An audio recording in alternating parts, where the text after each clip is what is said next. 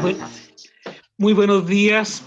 muchas gracias por la invitación. Para mí siempre es un honor participar en las actividades del Centro Ruso, así que muy agradecido. Yo quería hablar un poco de la guerra como en general, o sea, basado en una reflexión que hago que lo encuentro demasiado relevante, que tiene relación con que justo 3 años después de la invasión alemana contra la Unión Soviética, el 22 de junio del 41, 3 años después nomás, el 22 de junio de 1944, empezaba por parte del Ejército Rojo la Operación Bagration. Bagration en honor de un general ruso de las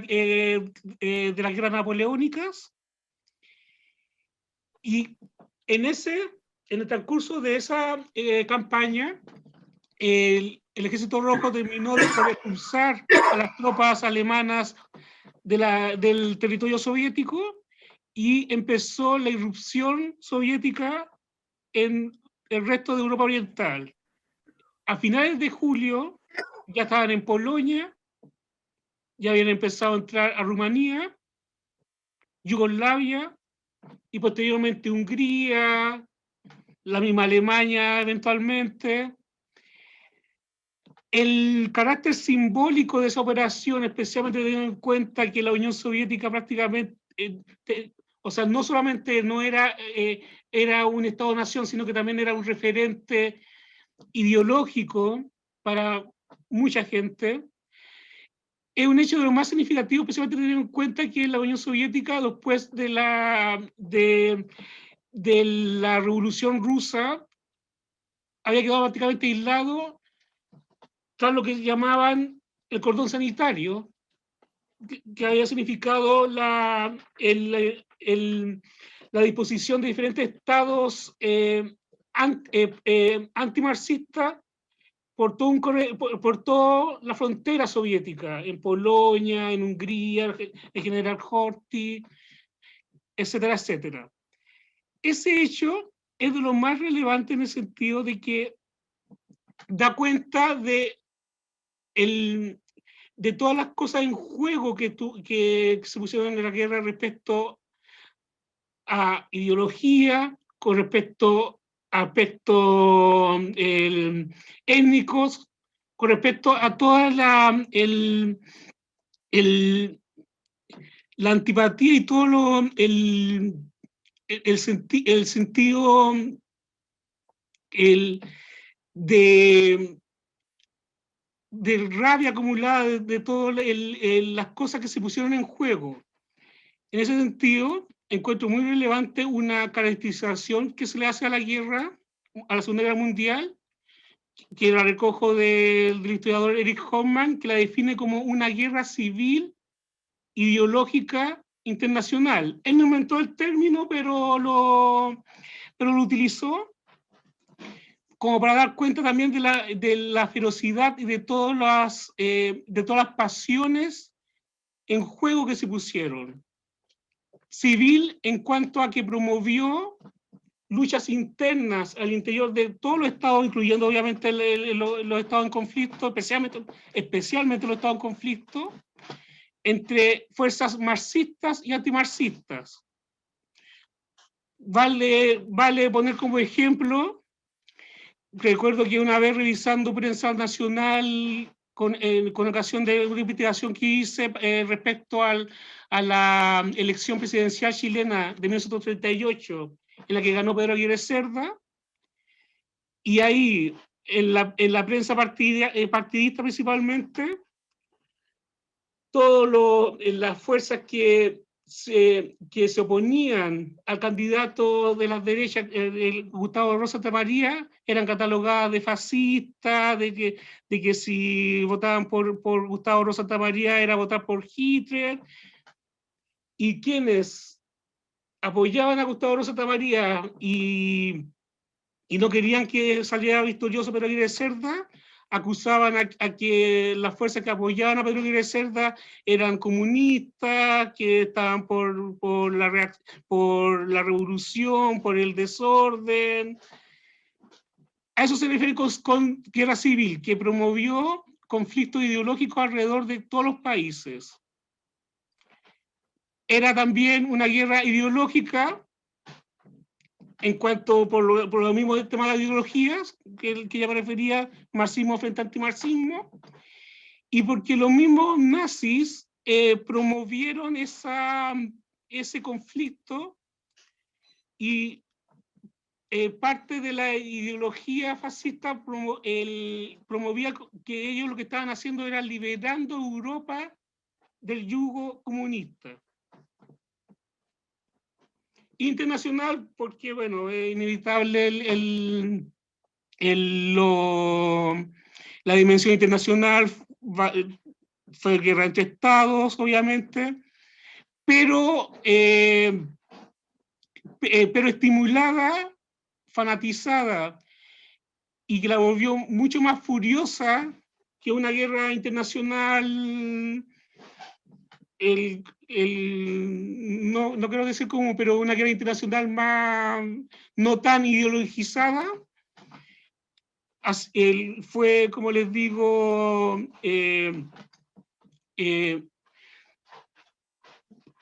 apasionadamente mucho más potente en ese sentido. Ahora quisiera también tratar otro aspecto en la misma relación de la caracterización de este conflicto, hablar de un tema que me voy a agarrar del libro La Paz Simulada, una historia de la Guerra Fría, de Enrique Dacal, Ángel Duarte y Francisco Veiga, historiadores españoles. Y tiene relación con cómo la gran consecuencia de la Segunda Guerra Mundial, que fue la Guerra Fría, también como que determinó una visión de esta guerra y determinó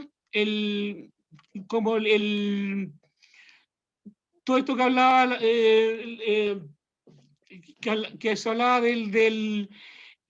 los mitos que han surgido sobre la guerra, sobre el papel de cada aliado en derrotar a Alemania nazi, al fascismo. Entonces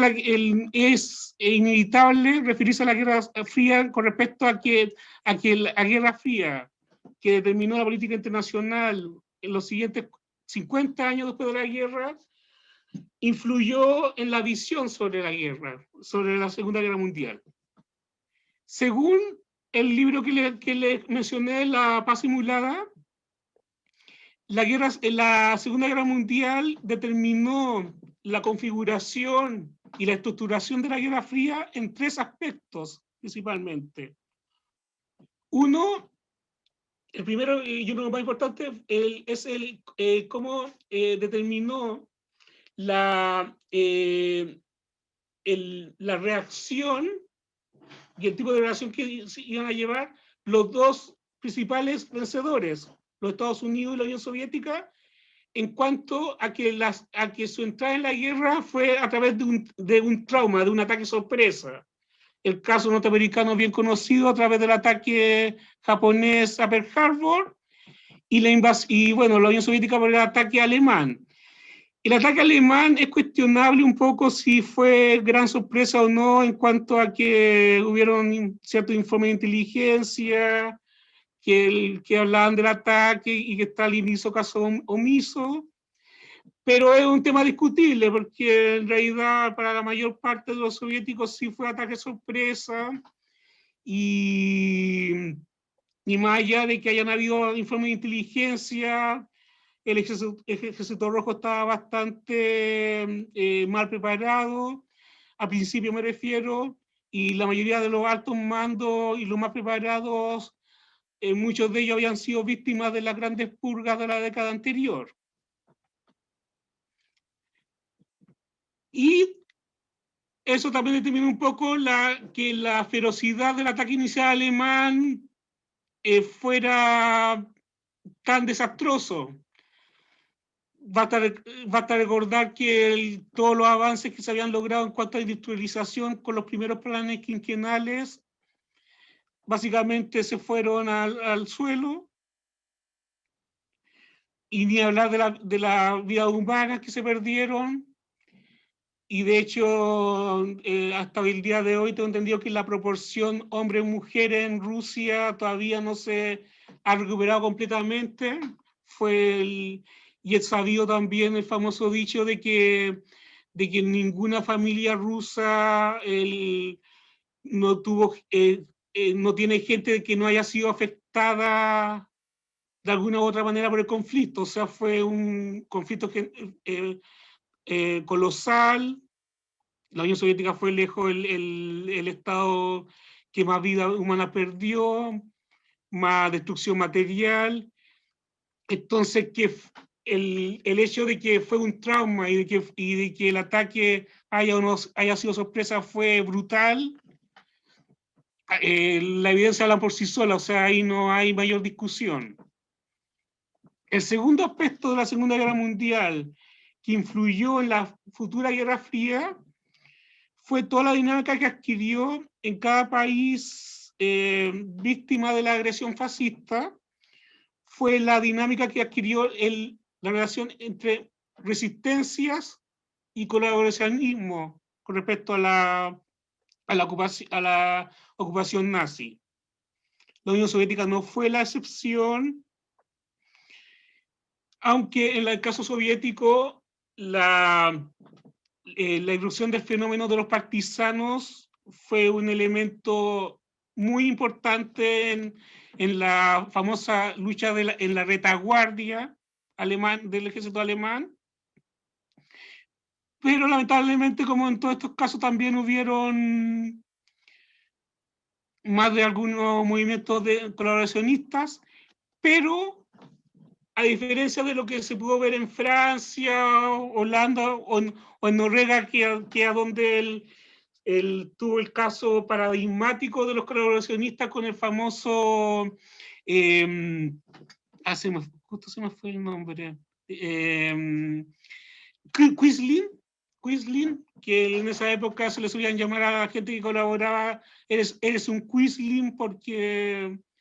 Quisling se transformó en un caso paradigmático de alguien que colaboraba felizmente, por decirlo así, con los nazis. Y el tercer aspecto al que me quiero referir, y que lo considero como bien fundamental con respecto a las conferencias internacionales. Como tenemos la ventaja de que ya han pasado 80 años y podemos estudiar el tema, se suele olvidar de que la Guerra Fría tampoco fue tan inevitable. Ahora se le considera inevitable por todo lo que ha pasado y por todo el tema de que los Estados Unidos capitalistas y la Unión Soviética comunista no eran aliados naturales, y por lo tanto eso no podía subsistir sin el elemento nazi. Pero hubo intentos, es discutible qué tan poderosos eran. Las Naciones Unidas se formaron bajo esa idea del eslogan Las Naciones Unidas contra la agresión fascista. Roosevelt, el presidente Roosevelt de los Estados Unidos, puso todos a su disposición para que funcionara. Es discutible qué tan duradero era, pero había como el ánimo y la intención. Evidentemente hubo cosas que no se pudieron solucionar, hubo errores de ambos lados, pero las conferencias internacionales fueron un intento y fueron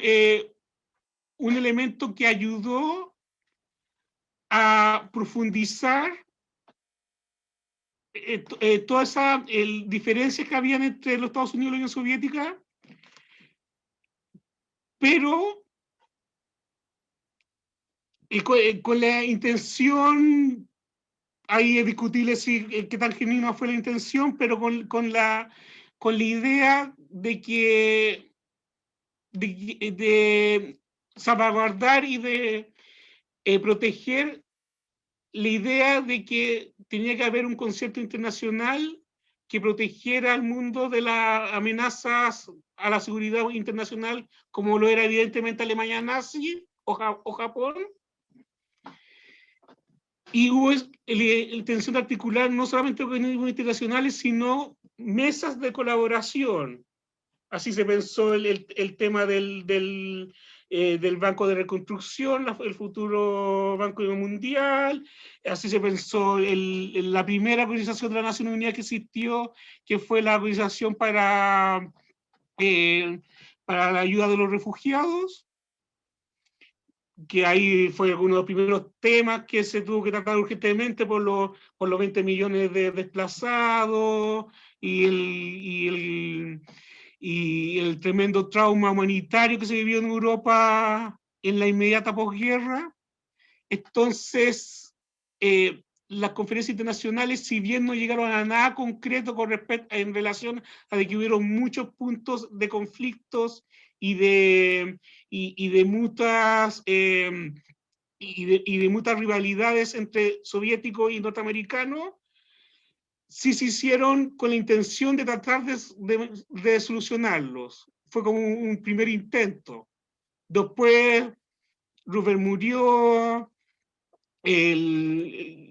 tuvieron que verse las caras nuevamente en Berlín ya ocupado,